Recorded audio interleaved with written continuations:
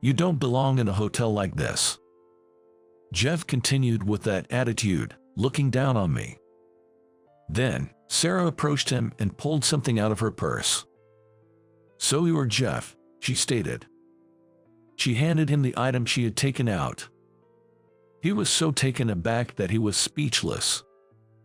"My name is Michael. I work as an office worker.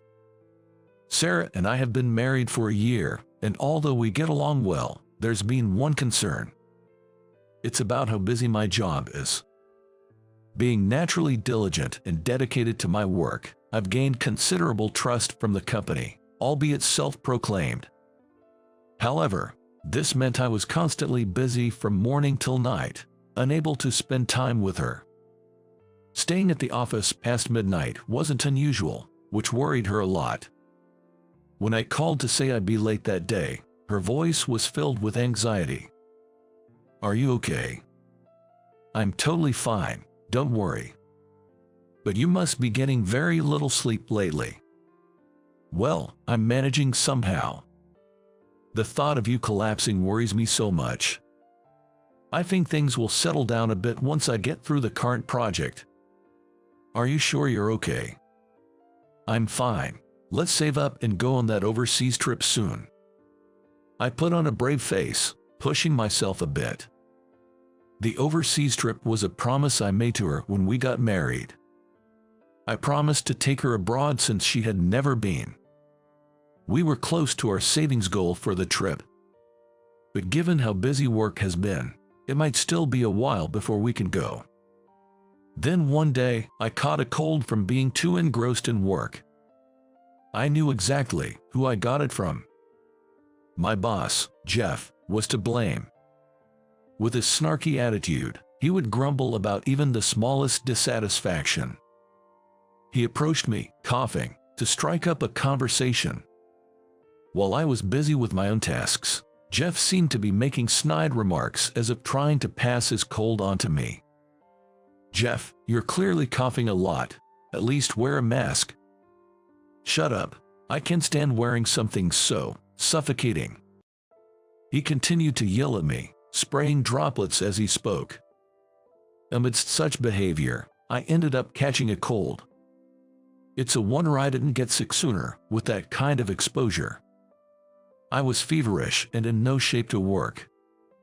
Feeling guilty but overwhelmed, I decided to take some time off. Seeing me like that, President Thompson suggested that I take a long vacation, considering the circumstances. He appreciated my hard work and wanted me to have some time off. I was surprised to receive such kind words. When I told Sarah about the long vacation, she was overjoyed.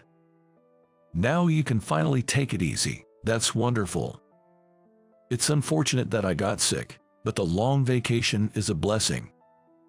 Maybe it's a blessing in disguise," Sarah said, all smiles. She was just happy that I finally had some time to rest. I felt grateful but also a bit guilty. It was clear evidence of her concern. Seeing my gloomy expression, she leaned in and spoke. "Hey, since we have the chance, why don't we go on a trip using this time off? The overseas trip we promised. That might be too much to prepare for on short notice. Let's go somewhere within the country." I thought it was a great idea. If we missed this chance, who knows when we'd be able to travel again. I nodded eagerly to her suggestion. We may not get another chance like this, so let's do it. Yay, it's decided. Let's start looking up right away. Just so you know, we'll go after I've recovered from this cold. I know, I'm not that heartless, she replied. The promised overseas trip would have to wait, but finally, we could spend some quality time together. I rested fully, and the cold was gone in no time. Few days after my recovery, we splurged on a stay at a luxury hotel. It was a place we decided on after much research and discussion, looking through the internet and magazines. After checking our luggage at the hotel, we went sightseeing. We enjoyed local delicacies, visited museums, and savored each experience thoroughly, Everything was enjoyable and fulfilling. I was glad we came. It felt like I had not laughed this much in a long time. A different sense of fulfillment filled me, unlike when I was working. Seeing her having fun just like me made me feel happy, but also a bit guilty. "I'm sorry, Sarah. What's wrong all of a sudden?" "I've been so caught up with work, I haven't been able to make time for us." I opened up about my true feelings to Sarah as we walked side by side. But Sarah didn't seem to mind at all. She looked at me with a serious face and laughed. "I love you for your hard work. That's why we're together," she said. "Thank you. Besides, we're having a good time together now, so no problem," she said, giving me a hearty pat on the back. Her positivity had saved me so many times before. With those thoughts, we enjoyed our day out and returned to the hotel. That's when an unexpected person appeared. Well, if it isn't Michael," he said. "Jeff. I never imagined I'd run into someone from work, especially Jeff, on vacation." Our good mood was instantly ruined. He approached us with a smirk on his face. Sensing the tense atmosphere, Sarah's expression darkened. "You surely don't plan to stay in this hotel, do you?" "That was the plan. A person like you doesn't belong in a luxury hotel like this. You should leave," he said. He began to say things that were nonsensical to anyone listening. It was none of his business. "I've already made reservations, so that's not possible." "Ah, I see. You're getting ahead of yourself, aren't you?" I'll be excusing myself to head back to my room. I quickly tried to leave, walking past Jeff. I don't want to tarnish even a moment of this enjoyable time. However, Jeff grabs my arm to stop me. He seems annoyed by my attitude, clearly not pleased. "Wait a minute. What is it? What kind of room are you staying in?" "Just a regular room, but..." I knew it. Hearing my response, he claps his hands joyfully. This happy expression is a sign that the sarcasm is about to start. I've seen it numerous times at work. "I'm staying in a suite. You can just see that I am staying there." It made no sense to me why he would go out of his way to say something like that. There's probably no valid reason for him. Mocking me is his sole purpose. "You're really reaching, aren't you? This hotel is not suitable for someone like you." With the same tone he uses to throw shade at work, he continues to belittle me.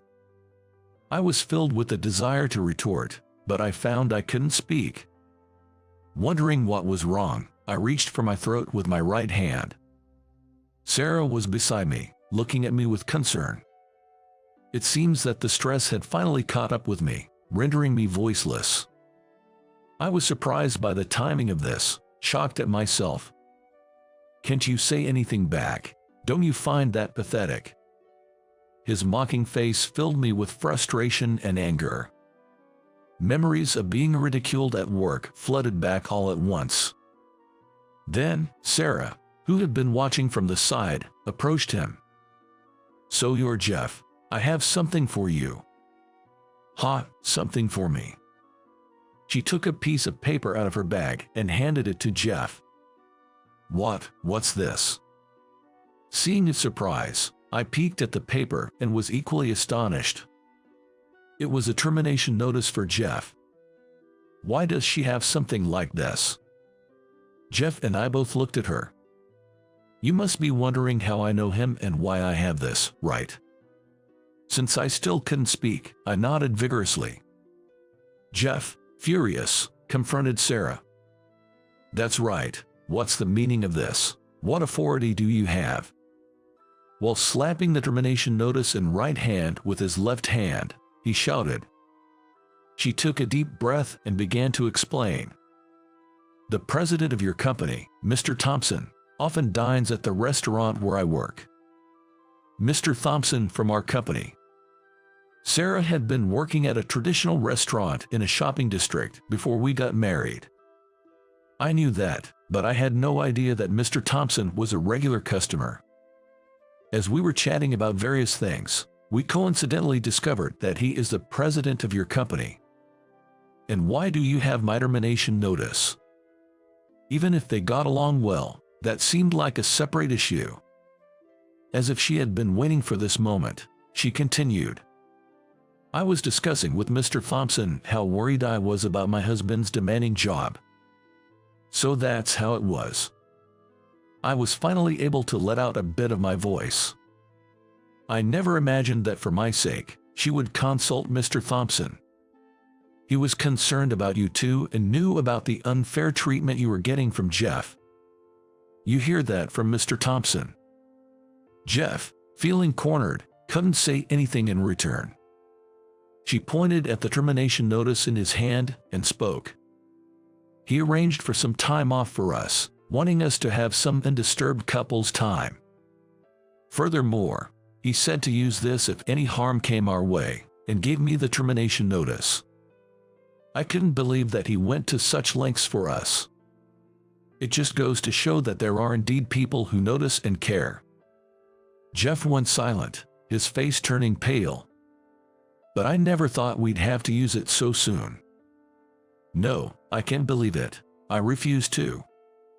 He said this and began making a call on his mobile phone. It seemed he was calling Mr. Thompson. Mr. Thompson, Michael's wife handed me a termination notice, but this must be some kind of mistake, right? But she hadn't lied about a thing. From his phone, I could hear Mr. Thompson's reprimand. Realizing that the termination was indeed factual, his face went ashen. How could this? Murmuring so, Jeff collapsed to his knees. Well then, we'll be excusing ourselves. We headed to our room. Jeff remained in a daze until a hotel staff approached him. Once in our room, I apologized to her. I had no idea you went to such lengths for me. I'm sorry. Stop it. You didn't know because I didn't tell you, so it's only natural. That was true, but that wasn't why I was apologizing. I'm sorry for causing you so much worry to the extent of taking such action. I see, that's what you mean. Understanding my point, she smiled. Let's save up and go on a trip abroad together. You promised me that when we got married. She mused nostalgically. To fulfill that promise, you've been working so hard, haven't you? Well, it's a promise after all. Being reminded made me feel somewhat shy. Though I was focused on my work, my biggest motivation was undoubtedly Sarah's presence. On my own, for my own sake, I couldn't have worked this hard. So I'll forgive you for not noticing my worries. Saying so, she flashed a brilliant smile and made a thumbs up. I truly felt fortunate to have married her. We enjoyed our meal provided by the hotel, savoring our private time as a couple. When we returned to work after the holiday, Jeff was nowhere to be seen. Just as the termination notice stated, he had indeed been fired. Given his nature of always making snide remarks to others besides me, everyone was thrilled at his departure.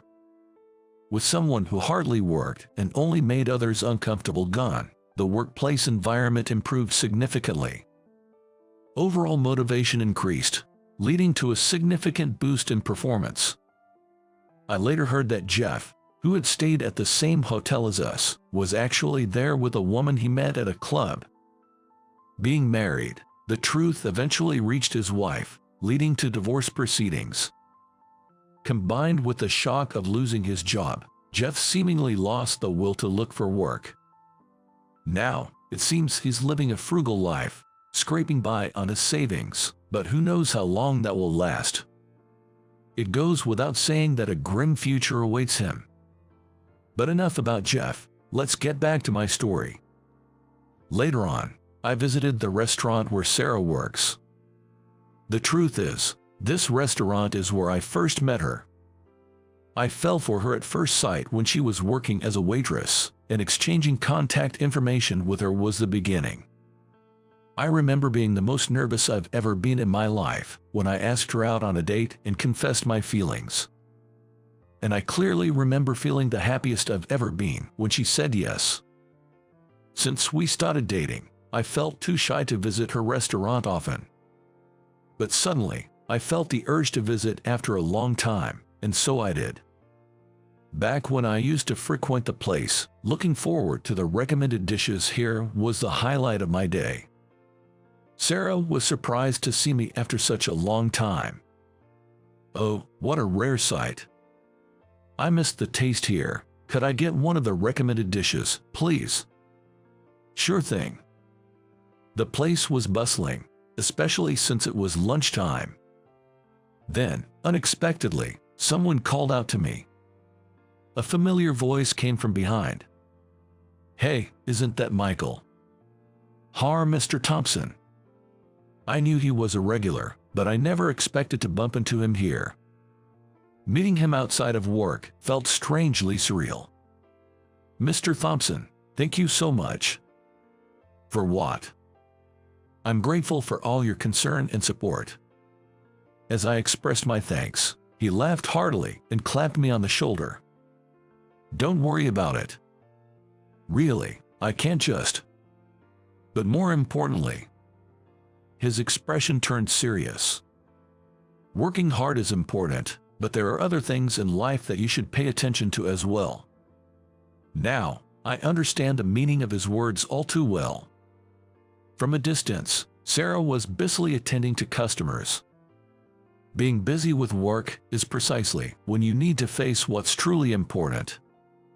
This whole incident has made me acutely aware of that. There's no doubt that work is important. But that's not all there is to life.